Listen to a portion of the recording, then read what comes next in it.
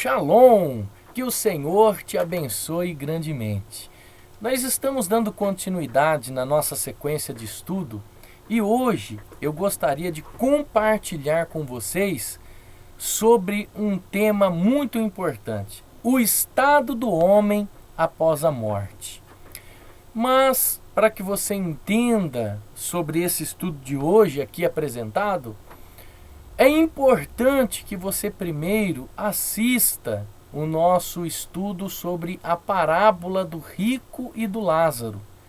Procure aí na internet a parábola do rico e do Lázaro, um estudo que nós fizemos anteriormente a esse, para que você entenda o estudo de hoje. Hoje nós vamos falar então sobre o estado do homem após a morte. Abra a sua Bíblia no livro de Bereshit, no livro de Gênesis, lá no capítulo 2, no versículo 7, diz assim a palavra de Deus: E formou o Senhor Deus o homem do pó da terra, e soprou em seus narizes o fôlego da vida, e o homem foi feito alma vivente. Então veja bem, Deus ele criou um boneco de barro, formou o homem ali, um boneco, da terra, do pó. E naquele boneco Deus soprou em seus narizes o fôlego de vida. E ele passou a ser uma pessoa, se transformou em uma alma vivente, Então veja bem, o livro de Eclesiastes, capítulo 12, ele fala sobre a conclusão após o corpo. Ele fala como o corpo foi criado e agora ele fala o que acontecerá com esse corpo. Eclesiastes capítulo 12, versículo 7 diz assim: E o pó volte à terra, como era, e o espírito volte a Deus que o deu. Então veja bem que coisa interessante. O espírito é o fôlego de vida que o Eterno, que Hashem, soprou nas narizes, daquele boneco de Adão no começo da humanidade. É o fôlego de vida. O espírito, ele é o fôlego de vida. E quando este fôlego de vida, aquele mesmo espírito que Deus soprou naquele boneco, é retirado do nosso corpo, nós passamos a ser almas mortas, pessoas mortas, Sem o fôlego de vida, nós morremos. E quando se morre, é necessário que se enterre, que creme, que faça o que for, mas a pessoa vai ser cremada, vai ser enterrada, vai ser embalsamada, não importa. Morreu, acabou, não existe mais possibilidade, não existe remédio, não existe máquina no mundo que pode ressuscitar alguém, a não ser o próprio Deus. Mas voltando ao nosso raciocínio, esse espírito que Deus soprou e deu vida àquele boneco, esse espírito ele não tem identidade. Esse espírito ele não tem identidade. Esse espírito se trata do fôlego de vida. Ele não existe identidade, ele é o fôlego de vida. E este fôlego de vida sendo retirado do corpo, o corpo passa a ser um corpo morto. Esse fôlego de vida ele sai do homem e volta a Deus. É um fôlego de vida, é um espírito que o Senhor soprou ali em Adão para lhe dar a vida. Ele volta a Deus, só que esse espírito ele não tem identidade. Se trata do fôlego de vida. Porque Deus é a fonte geradora de vida. Deus é a fonte geradora de vida. E esta fonte geradora de vida, que mantém o nosso corpo funcionando, ela sai do nosso corpo e ela volta para Deus. O corpo é que tem a identidade. O corpo tem a identidade. toda a nossa identidade está no nosso corpo, né? Nas nossas impressões digitais, na íris dos nossos olhos, né? O nosso corpo existe uma identidade. A identidade nossa fica ali com o corpo, né? Armazenada onde? No cérebro do ser humano. Mas sem energia, o cérebro ele se desliga, né? Ele apaga, a pessoa morre, né? E este corpo ele volta ao pó da terra. Esse era o princípio de todas as coisas. Esse corpo ele volta ao pó da terra. O livro de João, livro de Yohanan, João capítulo 5, versículo 28 ao 29, a palavra de Deus diz assim: não vos maravilheis disso, porque vem a hora em que todos os que estão nos sepulcros ouvirão a sua voz. E os que fizeram o bem, sairão para a ressurreição da vida. E os que fizeram mal, para a ressurreição da condenação. Então veja bem, no dia da vinda do Mashiach, no dia da vinda de Cristo, todos aqueles que estiverem mortos, eles ouvirão a voz do Senhor lá no pó da terra, aonde eles estão sepultados, né?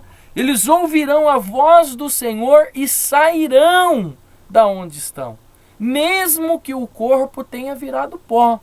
O corpo se transforma novamente, o pó se transforma novamente em corpo, né? E a pessoa levanta dali, da onde ela está, né? Naquele corpo transformado, para se encontrar com o Mashiach.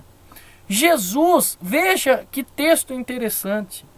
O texto diz que vem a hora em que todos aqueles que estão nos sepulcros ouvirão a voz de Jesus e ressuscitarão.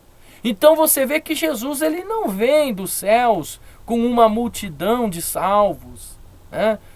Ele vai vir aqui para a terra, encontrar com os eleitos do Senhor e com ele trará uma multidão de pessoas. Isso não tem base bíblica, não existe parte alguma registrada nas Escrituras Sagradas de que ele virá, né, da casa de Deus, né, junto com aqueles que morreram, né? Jesus ele não vai trazer salvo nenhum com ele. Muito pelo contrário, ele vai encontrar com os salvos aqui na terra. Ele virá e se encontrará com os salvos aqui. Veja bem o que diz o livro de Eclesiastes. Livro de Eclesiastes, o capítulo 9.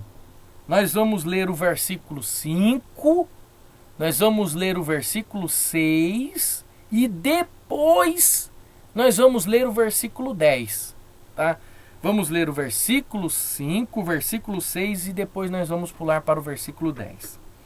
Diz assim: porque os vivos sabem que hão de morrer, mas os mortos não sabem coisa nenhuma, nem tampouco eles têm jamais recompensa. Mas a sua memória ficou entregue ao esquecimento, até o seu amor, o seu ódio, a sua inveja já pereceram. E já não tem parte alguma neste século, em coisa alguma do que se faz debaixo do sol.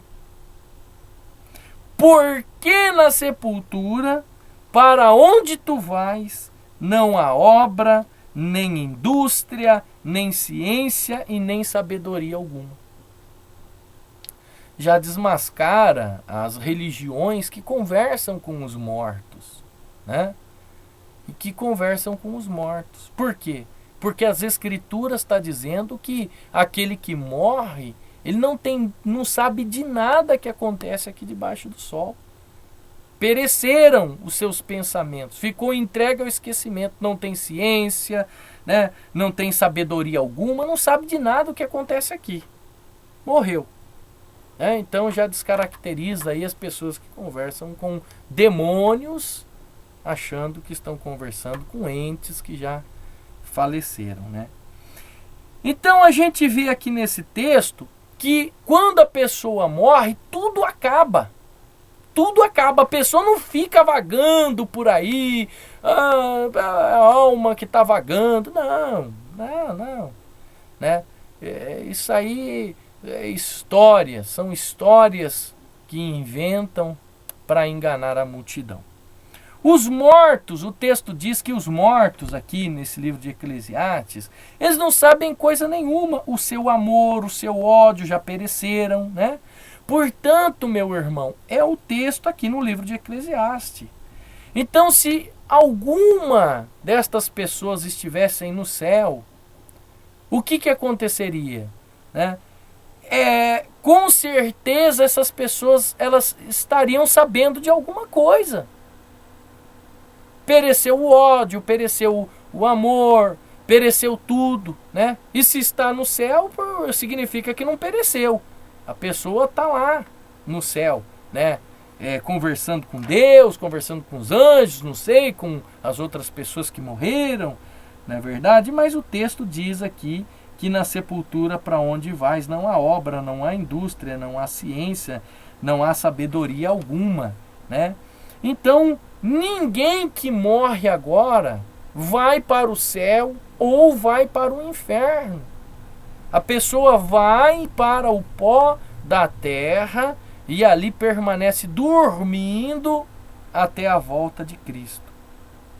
E se por acaso alguém invocar um desses mortos, quem é que vai se apresentar por ele? São espíritos malignos, enganadores, que hão de vir para enganar a sua vida. Porque todos morreram, pereceram os seus pensamentos e não há mais ciência alguma.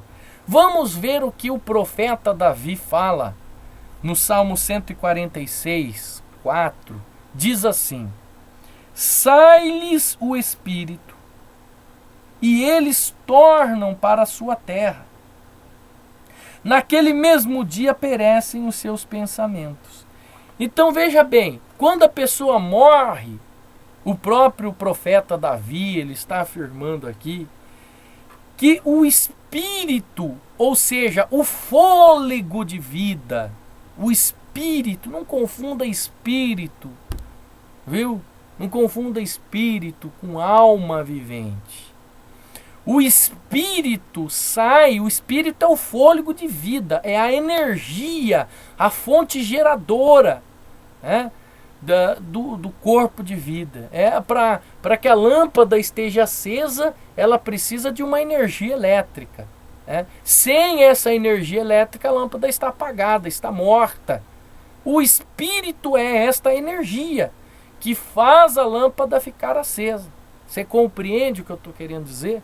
Sem a energia, acabou a força, a lâmpada apaga. A lâmpada não vai ficar acesa. Porque necessita uma fonte geradora de energia. O nosso corpo necessita de uma fonte geradora de energia, que é o espírito, né? É o pneuma, aquele vento, aquele sopro que o Senhor soprou em Adão para que lhe desse vida. Então o fôlego de vida sai, volta para Deus e na mesma hora o salmista está dizendo que perecem os seus pensamentos.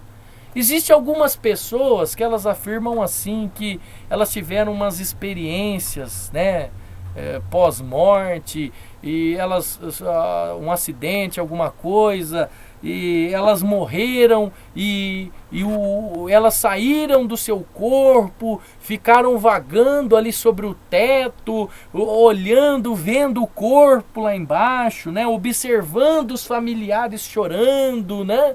E depois essa pessoa pegou e voltou ali para o corpo, né? Isso é uma mentira. Eu afirmo para você que é uma mentira. Porque se tais conclusões dessas fossem verdadeiras, a palavra de Deus ela era mentirosa. E eu, prefiro ficar com a palavra de Deus.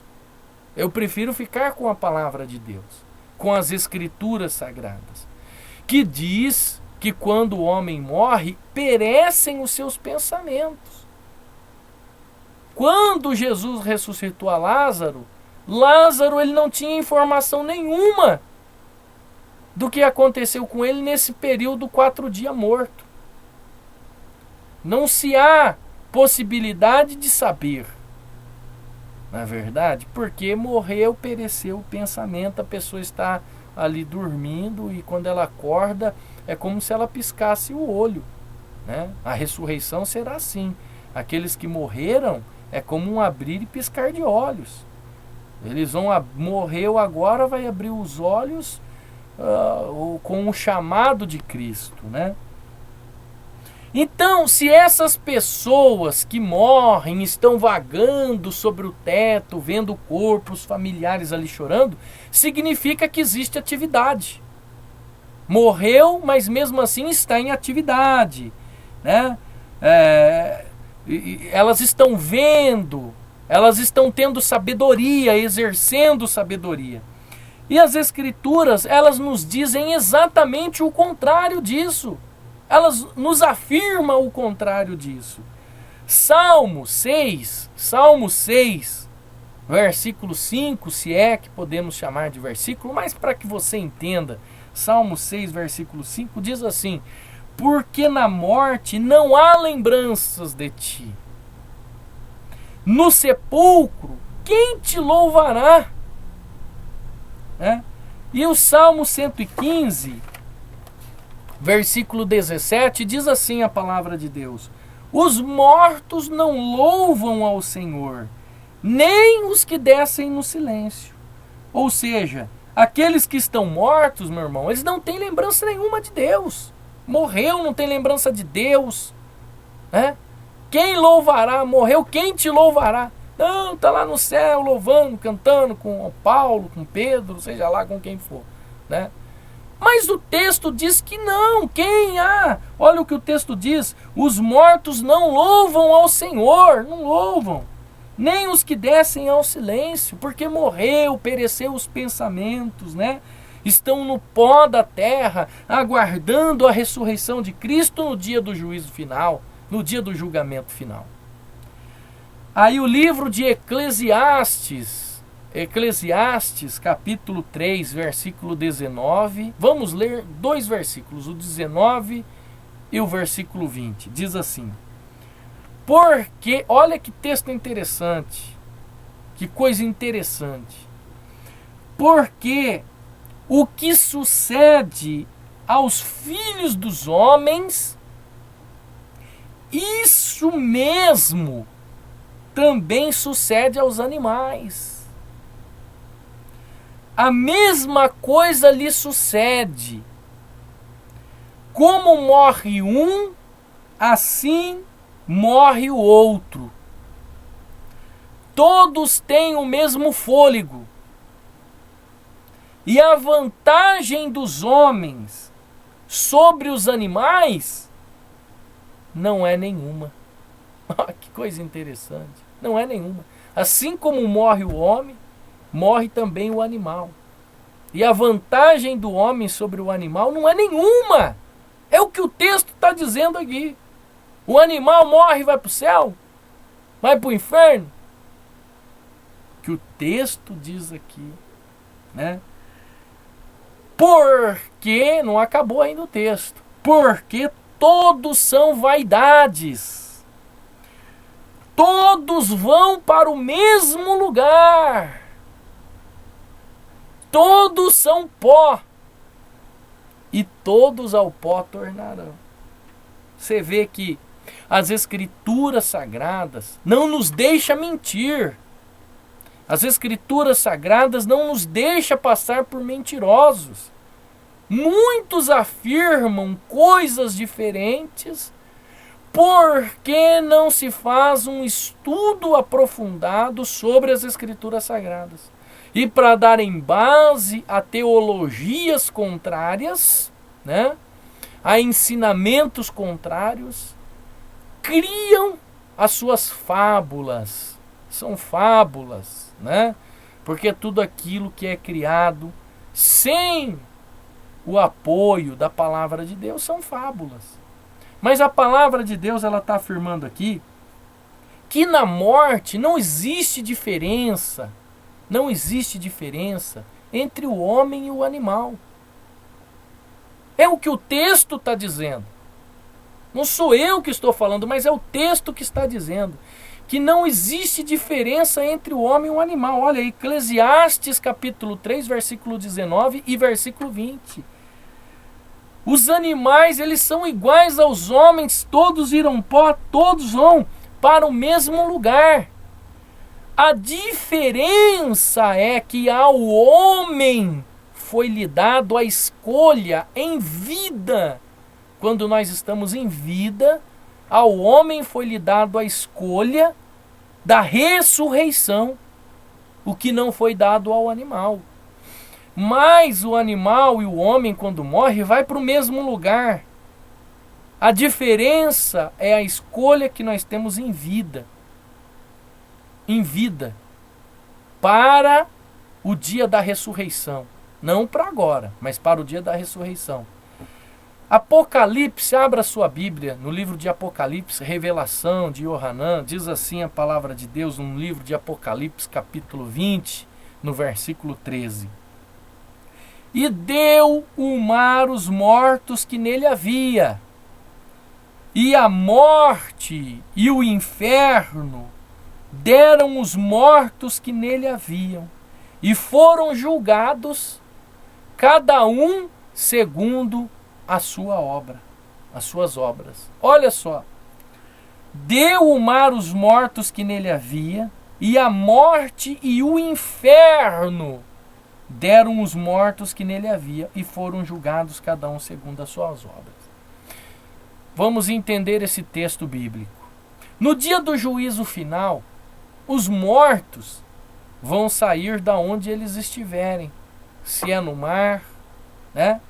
Se é no mar, se é na terra, se é no fogo, no pó, aonde eles estiverem, eles vão sair. Se eles estiverem colocados na sua sepultura, o texto diz aqui, a morte e o inferno, a palavra inferno aqui, nessa colocação, nessa tradução aqui no grego, a palavra é Hades, né?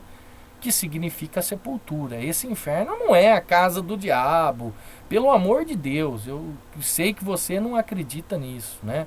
Ah, o inferno é a casa do diabo, onde o diabo está sentado lá numa cadeira que fica pegando fogo, que tem um garfo na mão, um caldeirão, e ali fica queimando os ímpios, né? O diabo, ele não tem casa, ele fica vagando no mundo e ele habita no corpo daqueles a qual ele lhes dá permissão, né? A qual não tem a proteção do eterno, né? O inferno que a Bíblia fala, essa tradução que João Ferreira de Almeida fez, não foi nem forçada, porque inferno significa um lugar inferior. A palavra inferno significa um lugar inferior. Um lugar inferior, né? Nós estamos num lugar superior aqui na terra. O lugar inferior é quando a gente desce a nossa sepultura. E a palavra inferno significa lugar inferior. A palavra inferno não significa casa do diabo. Significa um lugar inferior, sepultura, assim dizendo, né? A palavra aqui no grego é de Hades, sepultura. Então o texto no grego é assim: e deu o mar os mortos que nele havia, a morte e a sepultura deram os mortos que neles haviam, e foram julgados cada um as suas obras. Então você vê que no juízo final, o texto aqui está afirmando que os mortos vão sair da onde eles estiverem. A palavra inferno, aqui na tradução grega de Hades, né? Ou da palavra hebraica, em algumas versões hebraicas está Sheol, significa sepultura. Significa sepultura, né? Um lugar inferior. Eles vão sair da sua sepultura, o lugar dos mortos, onde eles vão estar. Os outros mortos, os demais mortos, né? representados aqui pela morte. Que mortos são esses aqui representados pela morte? O inferno representa aqui a sepultura. Mas e essa morte aqui no texto? Né? O que significa? Esta morte significa aqueles mortos que não foram sepultados em lugar nenhum, que não foram sepultados nem no mar, que não foram embalsamados, né? São esses mortos aqui. Eles vão sair da onde eles estiverem. Estão mortos, mas vão sair da onde eles estiverem. Por exemplo, os astronautas que morreram lá no espaço. Eles não foram sepultados em lugar nenhum. Morreram, estão lá no espaço. Mas esses mortos sairão da onde estiverem. Aquelas pessoas que foram cremadas, cada pessoa da sua família, cada membro da sua família recebeu uma caixinha com um pouquinho de pó, de cinza, desta pessoa que foi cremada. Aí lançou um pouquinho no mar, a outra guardou na estante de casa, a outra deu descarga, não sei, com raiva, né? Deu descarga. E seja lá o que for, aonde esses mortos estiverem, o texto diz, e a morte. Esta morte é estes mortos que estão em outros lugares a não ser na sua sepultura. Mas nós sabemos que Deus, Ele é soberano e Ele pode todas as coisas. Então, estas pessoas, elas vão sair da onde elas estiverem. Vão sair da onde elas estiverem. E serão julgadas segundo as suas obras, segundo os seus fatos, né? Caso o homem tivesse morrido e ido para o céu, estado lá no céu, né? Para quê? Qual a necessidade de um novo julgamento? Qual seria a necessidade de um novo julgamento? Tá lá no céu, no bom, vamos ressuscitar ele e depois nós vamos julgá-lo novamente. Eu imagino Lázaro, né? Lázaro, Jesus chega lá, ele está morto há 4 dias. E aí imagina Lázaro lá com os anjos no céu ou no seio de Abraão, como você queira dizer. Por isso é importante você acompanhar o estudo da parábola do rico e do Lázaro, que nós demos um estudo anterior. Tá lá no bem bom, lá no gostoso. Aí Jesus chama Lázaro, sai para fora. Lázaro, sai para fora. Imagina o Lázaro. Eu? Mas Jesus, o senhor tem certeza? Não, eu não vou voltar. Eu imagino você. Se você estivesse lá no céu, com Deus, com os anjos, né? Vivendo as 1000 maravilhas. E Jesus mandasse você voltar aqui para a terra, numa terra de sofrimento, onde havia dor, tristeza, doenças, né? Teria que comer com o suor do rosto. E ali Lázaro trabalhava na lavoura. Você não ia querer voltar, não. Eu tenho certeza. Mas Lázaro não sabia o que estava acontecendo. Ele estava dormindo no pó da terra, né? Dormindo ali. Então veja que estas pessoas, não só de Lázaro, mas como outras ressuscitaram, como aquelas pessoas que ressuscitaram na morte do Messias, né? Na crucificação ali, aquelas pessoas que ressuscitaram e voltaram a andar nas ruas ali, as pessoas reconheceram eles, né? Então veja bem, não tem cabimento uma pessoa ser julgada 2 vezes. Está lá no céu, aí ressuscita para ser julgado de novo. Não tem cabimento, né? Essa teoria não tem cabimento e nem fundamento bíblico. O livro de Colossenses, no capítulo 1, no versículo 18, a palavra de Deus ela afirma assim: Ele é a cabeça do corpo da igreja, que está falando de Jesus, de Yeshua. Ele é a cabeça do corpo da igreja. É o princípio e o primogênito dentre os mortos, para que em tudo tenha preeminência. E o livro de Apocalipse, capítulo 1, versículo 5, diz assim: o primogênito, ou seja, o primeiro dos mortos e o príncipe dos reis da terra. A gente vê que o texto afirma que Jesus ele foi o primeiro que ressuscitou. Foi o primeiro que ressuscitou. Mas Lázaro não ressuscitou. Eliseu não estava na cova, não caiu o soldado lá e uma pessoa ressuscitou, o filho da viúva. Quem foram esses que ressuscitaram? Eles não foram o primeiro. O primeiro que ressuscitou foi Jesus. Essas pessoas ressuscitaram, mas elas voltaram a morrer. O texto aqui está dizendo daqueles que ressuscitaram para a vida eterna. Jesus, ele foi o primeiro que ressuscitou para não morrer mais, para a vida eterna. O primeiro que passou pela ressurreição da vida eterna. Todos os outros vão ressuscitar, mas vão morrer novamente. A não ser aquele que ressuscitar aqui na ressurreição daqueles que vão ouvir a voz de Cristo. Aqueles que participarão da primeira ressurreição. Aqueles que vão participar da primeira ressurreição não vão morrer de novo. Somente os que participarem da segunda ressurreição, que vão participar da segunda morte. Que o próprio Deus afirma isso através de João no livro de Apocalipse. Mas voltando ao nosso raciocínio, né? Então, pastor, se todos estão mortos no pó da terra, aonde estão, por exemplo, Enoque, Noé, Abraão, Moisés, Elias? Aonde estão? Ora, estão mortos no pó da terra.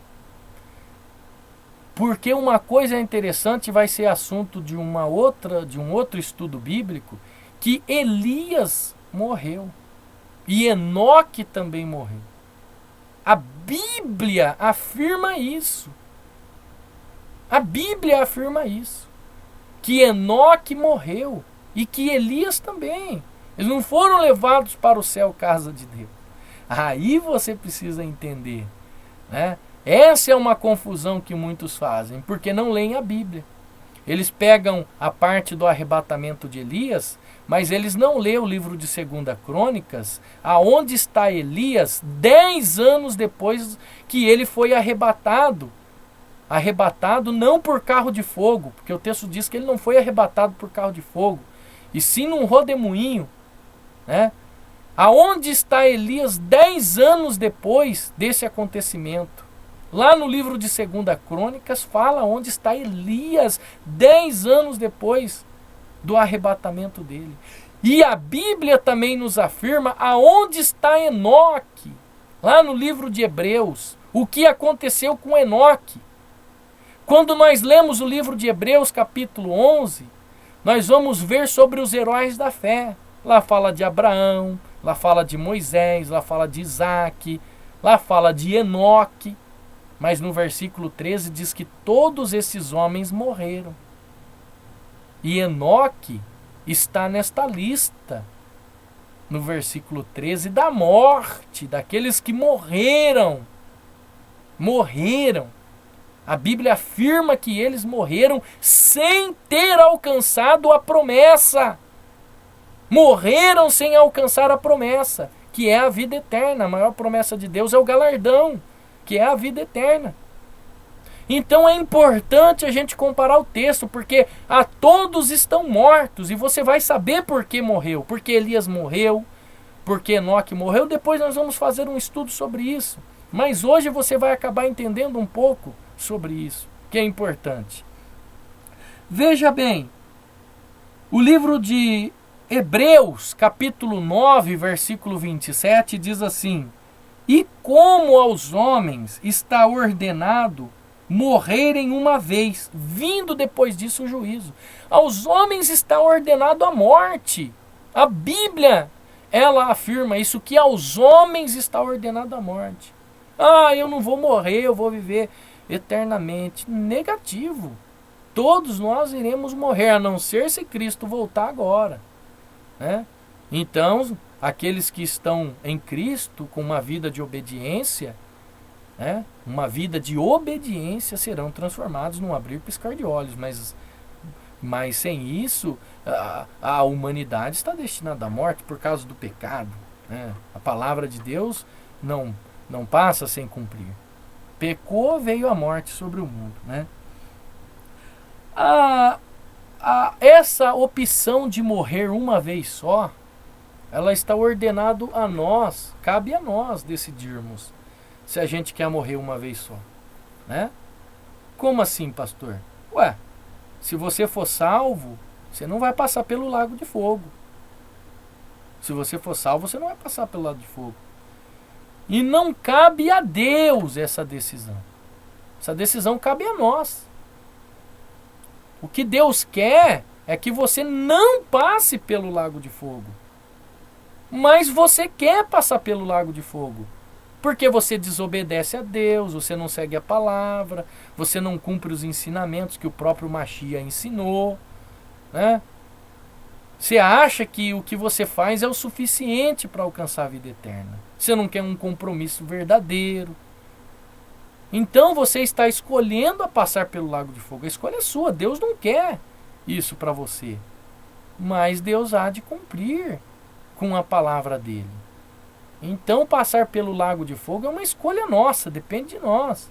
Se você quer ou não, né? Então veja bem. Por isso aqueles que morrem no Senhor são bem-aventurados. São bem-aventurados. Olha, Apocalipse, nós estamos aqui no livro de Apocalipse, 14, versículo 13, diz assim a palavra de Deus: bem-aventurado os mortos.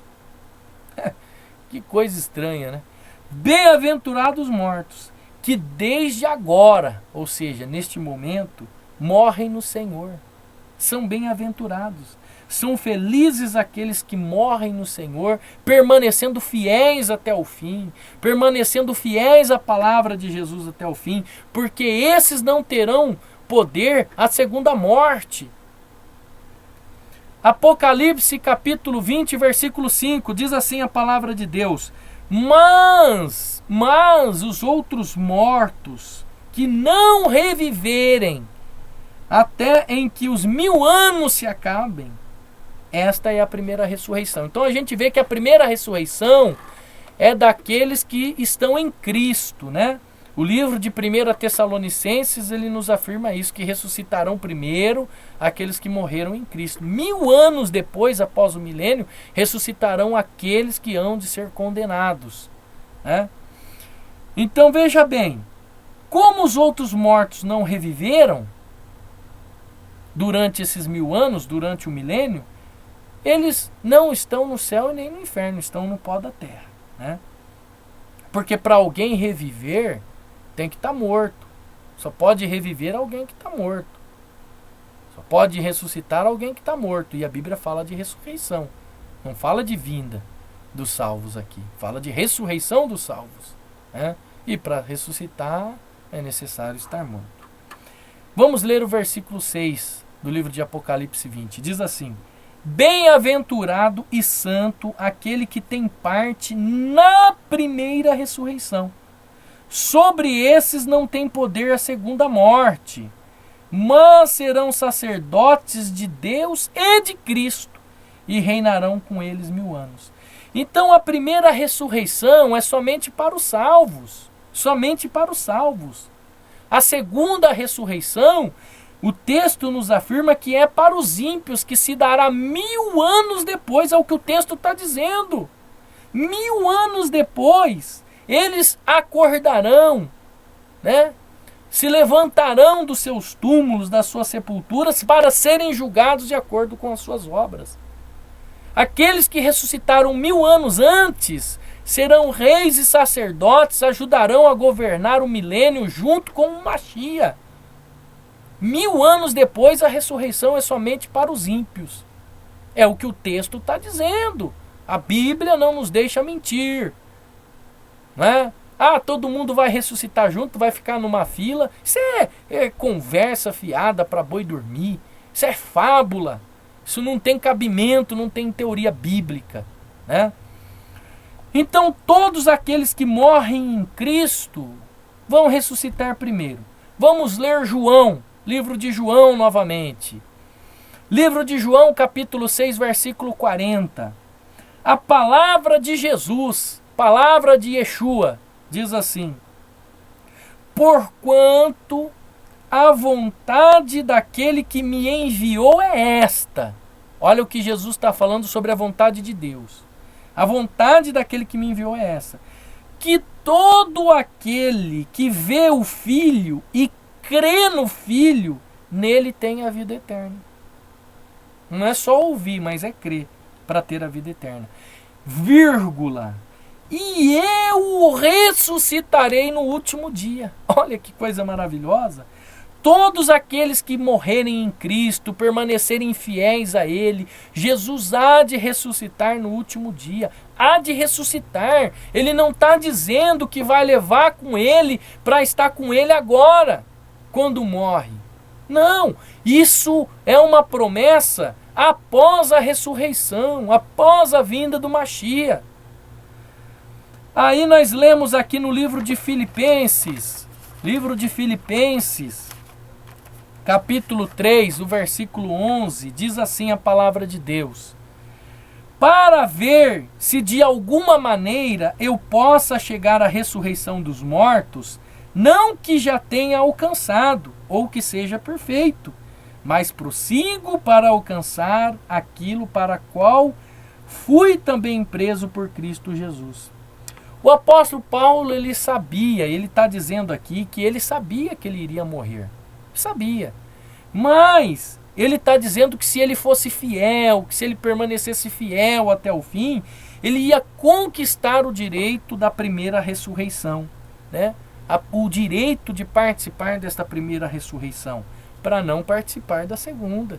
O apóstolo Paulo aqui, ele está dizendo isso, preocupado em também não perder a salvação. Porque ele também podia perder a salvação, mas ele procurava até o final alcançar a salvação.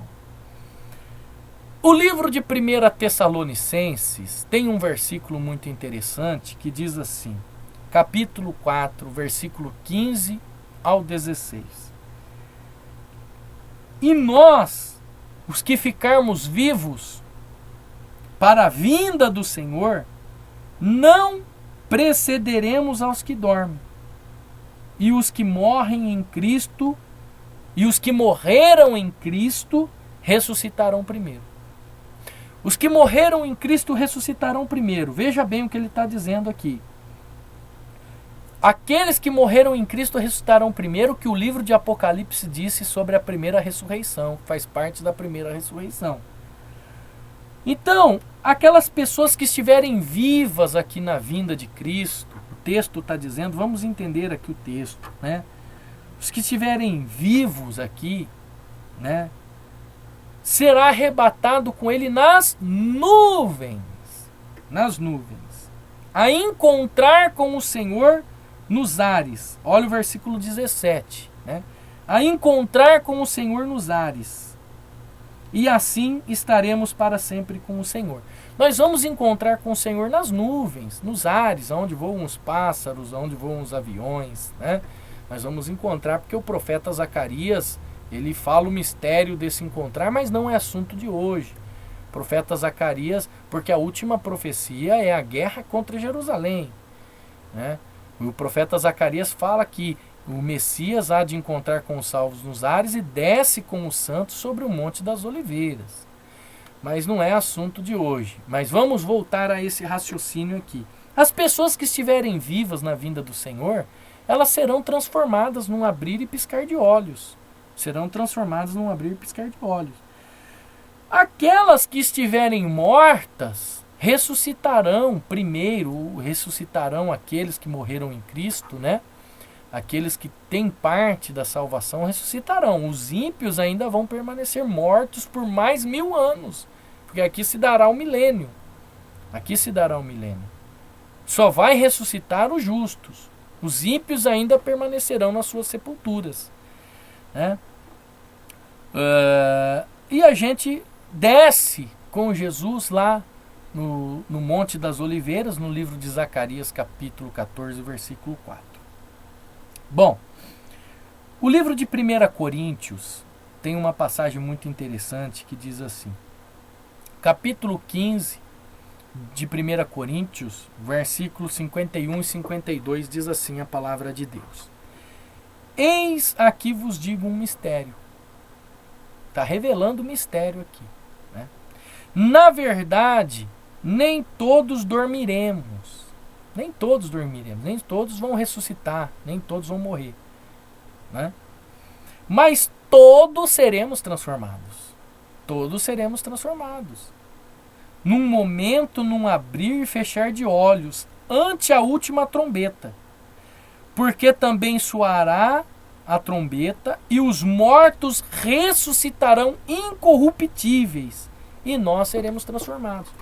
Então veja bem, ele está dizendo aqui daqueles que vão morrer, que vão ressuscitar incorruptíveis, os que fazem parte da primeira ressurreição. E aqueles que estiverem vivos serão transformados também, incorruptíveis, serão transformados. Aí o versículo 15 de Salmos 17, o profeta Davi, ele diz assim: quanto a mim, olha o que o profeta Davi está dizendo, quanto a mim, contemplarei a tua face na justiça, e eu me satisfarei da tua semelhança quando eu acordar. Ele está dizendo que quando ele morrer, ele não ia ver Deus. Ele se satisfaz aqui de ver Deus quando ele ressuscitar. Ele se satisfaz a Deus quando ele ressuscitar. Olha que coisa interessante. Eu contemplarei a face dele quando eu acordar. O profeta Davi está dizendo isso. Então veja bem. Davi não está no céu. Davi não está no céu. Davi morreu, está no céu. Não. Ele está morto, está na sua sepultura. O livro de Atos, ele afirma isso para nós. Você vê que a pessoa morre, ela não vai para o céu nem para o inferno, ela fica no pó da terra. E Davi está dizendo que ele ia contemplar a face de Deus quando ele acordar. Davi está no céu, pastor. Davi está lá no céu. Ele foi um homem temente a Deus, né? Pecou, mas reconheceu o seu erro. Vamos ver se Davi está no céu ou não? Atos capítulo 2. Atos capítulo 2, versículo 29. Depois nós vamos ler o versículo 34. Atos dos Apóstolos, capítulo 2, versículo 29 e depois o versículo 34. Diz assim: varões irmãos, seja-me lícito dizer livremente acerca do patriarca Davi, que ele morreu e foi sepultado, e está entre nós até hoje na sua sepultura. E o 34 diz: porque Davi não subiu aos céus. Está até hoje na sua sepultura porque Davi não subiu aos céus. Veja que a Bíblia não nos deixa mentir. Eu já ouvi pregadores afirmar que Davi estava no céu. Afirmar que Davi estava no céu, ao lado de Deus, regozijando-se, né, de um paraíso. Mas o texto diz: porque Davi não subiu aos céus. Agora, a Bíblia não é mentirosa. Os textos das Escrituras não é mentirosa.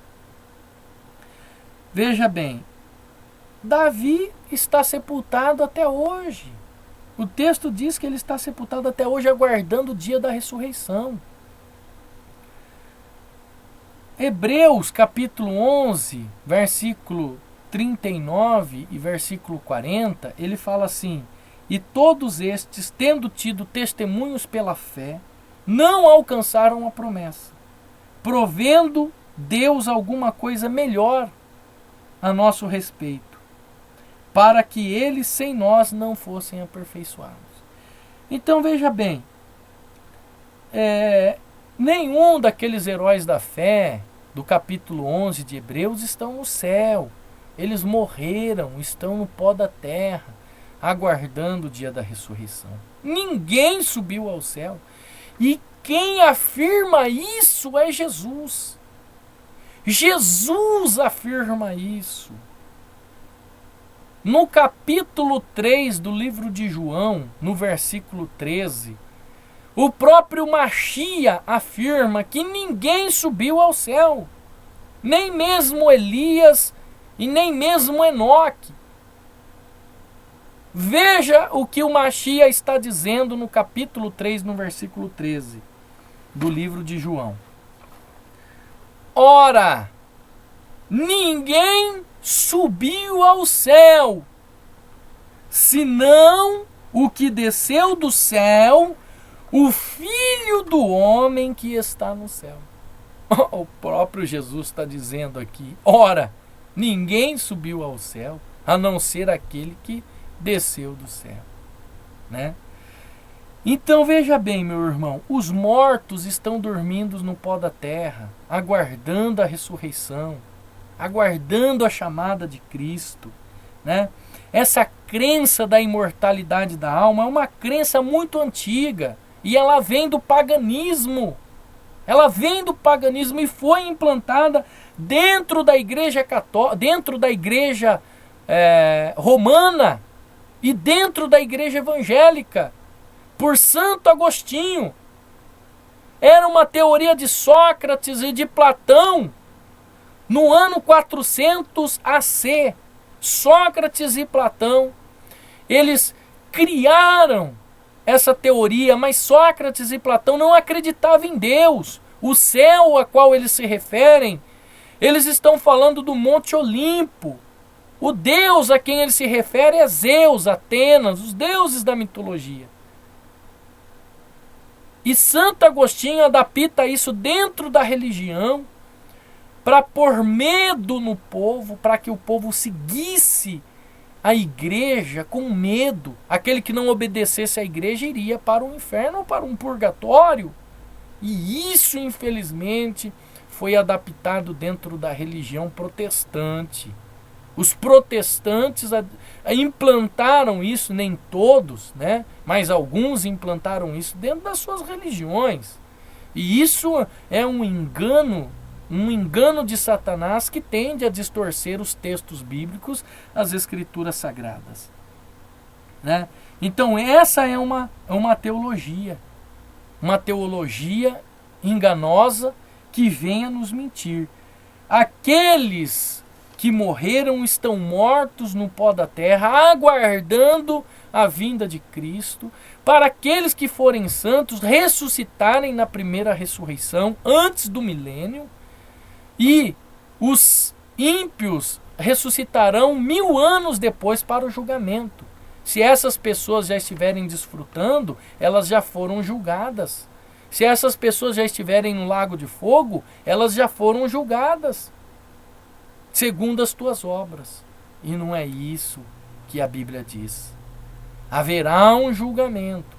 Depois do julgamento, haverá a condenação. Haverá-se então uma condenação, né? Então, a gente lê no livro de Hebreus, lá no capítulo 11, no versículo 5, que pela fé, Enoque ele foi transladado para não ver a morte, né? E não foi achado. Ele não foi achado. Enoque, ele estava sendo ameaçado de morte. E ele pediu a Deus para que ele não visse a morte, para que não o matassem. E Deus o transladou para um outro lugar. Deus levou Enoque para uma outra região, a qual a palavra de Deus deixa em oculto, para que ninguém o achasse. E ali Enoque viveu os seus restantes de dias. E o versículo 13 do mesmo capítulo 11 afirma que Enoque morreu. Que todos os heróis da fé morreram. E Elias, veja que ele não foi levado por um carro de fogo. O texto bíblico diz que o carro de fogo separou Elias de Eliseu. E Elias foi levado aos céus num rodemoinho. O rodemoinho leva as coisas para onde? Para o céu. Não o céu, a casa de Deus, mas o céu. E depois, quando o rodemoinho passa, estas coisas elas vão cair em algum lugar, em alguma região mais distante. Elias estava sendo ameaçado de morte pela rainha. A rainha prometeu que iria matar Elias. E Elias temeu, procurou uma direção de Deus. pediu a Deus que ele não caísse na mão desta rainha. E Deus atendeu a sua oração. Ele cumpriu o que Deus mandou, consagrou Eliseu a profeta, ungiu Eliseu a profeta. E após isso ele foi separado. Só que Elias ele foi levado para uma região longe dali, a qual, como profeta, ele sabia o que estava acontecendo em Jerusalém. Veja que coisa interessante que a Bíblia nos afirma. Porque antigamente, sem esta era da internet, né, a pessoa cometia lá vamos dizer assim, um crime. A pessoa cometia um crime lá no Mato Grosso, Rondônia, lá para pro fundão aí, né? Ela cometia, estou dizendo aqui coisa de 20 anos atrás. Estou dizendo coisa de 20, 30 anos atrás. Tá? 20, 30 anos atrás. Não na época de Eliseu aqui, de Elias. Ela cometia um crime, esse crime era registrado pelo delegado, né? O delegado fazia um boletim de ocorrência. E o delegado fazia o que com esse boletim de ocorrência? Guardava no seu armário. Guardava no armário.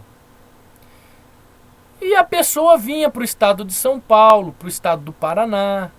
E aqui ela comprava, fazia crediário, fazia tudo isso e ninguém sabia que ele era um criminoso. Porque estava arquivado num papel. Hoje, com a era da informática, a pessoa comete um crime em qualquer parte do mundo, ela já está na rede como procurado pelo SIC, né, pelo CPF, pelo seu RG, ela já cai na rede como procurado, não tem jeito. Ela já está como procurado, mas antigamente não. Antigamente não era assim. Né? Então veja bem, Elias está vivendo nessa época que não existia informática. Ele foi levado para uma outra região, ninguém sabia quem ele era, ninguém haveria possibilidade de achar, lembrando que o Brasil foi descoberto há 500 anos. Ninguém sabia da existência do Brasil, a não ser os espanhóis. Antes de Pedro Álvares Cabral chegar ao Brasil, os espanhóis já tinham descoberto essa terra, né? Os índios também, que vieram de alguma região distantes, né? Porque são criaturas de Deus.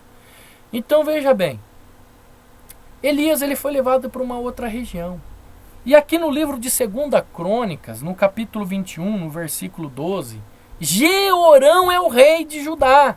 Olha que coisa interessante. 8 anos, no mínimo 8 anos, porque Josafá era o rei. Josafá morreu. O filho de Josafá, Jeorão, assume o trono. O filho de Josafá, Jeorão, ele assume o trono a partir do dia da posse do trono, que Jeorão assume. Se faz 8 anos, 8 anos que Elias foi arrebatado. 8 anos depois do arrebatamento de Elias, Jeorão assume o trono de Judá. E ele começa a praticar iniquidade, começa a praticar maldade, mata os irmãos, manda matar os irmãos para tomar as cidades dos irmãos. Ele faz aquilo que é terrível diante dos olhos de Deus. E o profeta Elias, ele escreve uma carta para esse homem, para esse rei, repreendendo Jeorão. E está aqui no livro de 2 Crônicas, capítulo 21, versículo 12. Capítulo 21, versículo 12 de 2 Crônicas. Então veio-lhe um escrito da parte de Elias, o profeta, que dizia... Então aqui Elias está fazendo uma repreensão, o profeta Elias fazendo uma repreensão. No mínimo 8 anos. Aqui dá quase, para ele conquistar as cidades dos irmãos, aproximadamente 10 anos. Após o arrebatamento de Elias. Como que Elias está no céu escrevendo uma carta para Jeorão? Né? Então veja bem, Elias foi levado para uma outra região, aonde ele viveu o seu restante de dias, e como profeta ele sabia o que estava acontecendo em Judá. Ele escreve uma carta e manda um mensageiro entregar, repreendendo aquele rei. Você vê que a Bíblia ela não tem contradição. Diz que a todos estão destinados a morrerem uma vez. E Jesus Ele diz no livro de João, capítulo 3, versículo 13, que ninguém subiu ao céu. Se Elias tivesse subido ao céu, não o céu onde os pássaros voam, onde os aviões voam, mas o céu, a casa de Deus, Jesus era mentiroso. E Yeshua era mentiroso. Então eu prefiro acreditar que em Jesus não há mentira. E que sim, num ensino teológico vindo da religião romana para forçar um ensinamento, para forçar um ensinamento de crenças pagãs do paganismo, é mentira do que a palavra de Jesus, né? Do que nas escrituras sagradas.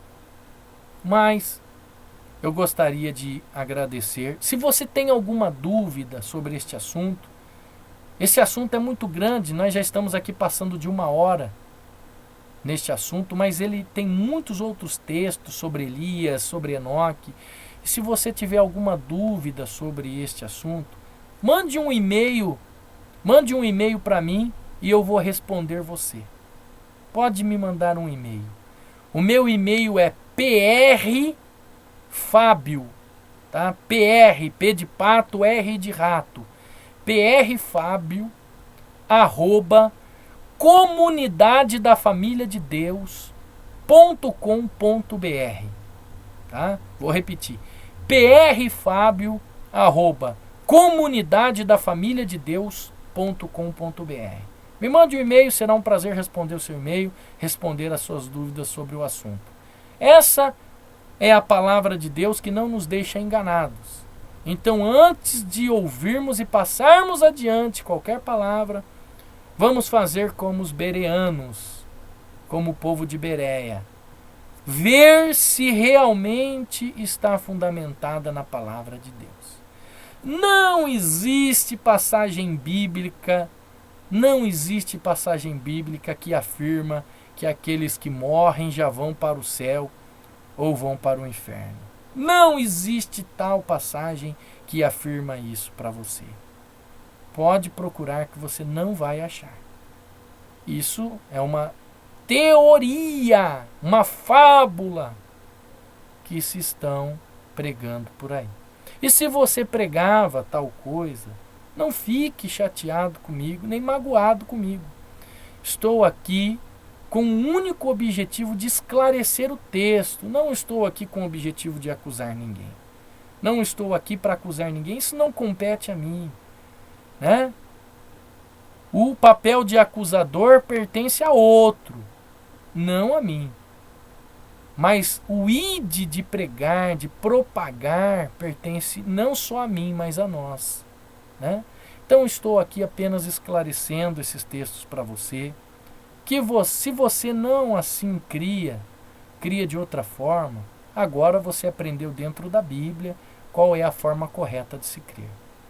Que o Eterno te abençoe grandemente, em nome de Yeshua HaMashiach. Um shalom para você.